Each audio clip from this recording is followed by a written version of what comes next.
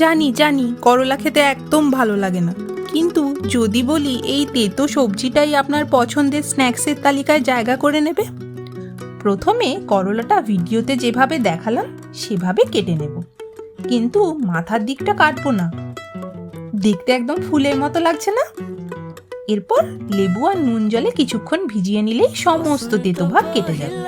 বেসন, cornflour, চালের গুঁড়ো, কিছু গুঁড়ো মশলা আর কালো জিরে দিয়ে একটা পেস্ট বানিয়ে নেব। করলা ভালো করে এই পেস্টে মাখিয়ে কম আঁচে বেশ কিছুক্ষণ ধরে ডিপ ফ্রাই করব, যাতে ভেতরটা কাঁচা না থাকে। আমি যদিও এখানে এয়ার ফ্রাই করেছি। ওপর থেকে ছড়ানো যেতে পারে কিছুটা চাট মশলা। ব্যাস, একদম রেডি মুচমুচে করলা। মুখে দিলে বোঝাই যাবে না করলা খাচ্ছি। কতটা মুচমুচে হয়েছিল নিজেরাই দেখে নিন।